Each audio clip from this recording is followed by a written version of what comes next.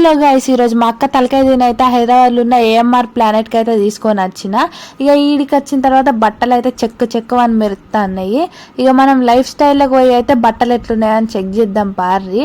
ఇక ఈ dress cost 2000 రూపాయలు అట్ట. ఏం కొంటాం చెప్పుర్రి ఆ డ్రెస్ని. ఇక పక్కకే ఈ బొమ్మలు షాపు లోపలికి రారా అని పిలుస్తున్నాయి. అంత మంచి బొమ్మలు కనిపించినాక లోపలికి పోకుండా ఉంటామా?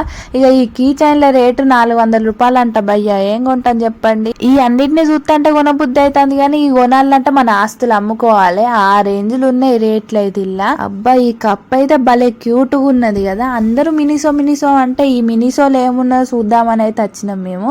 ఈ మినిసోల్ని అయితే మిడిల్ క్లాస్ వాళ్ళు కొనేటట్టు రేట్లు అయితే అస్సలు లేవు. అన్ని క్యూట్ గానే ఉన్నాయి, కానీ రేటు కూడా దానికి తగ్గట్టే ఉన్నది.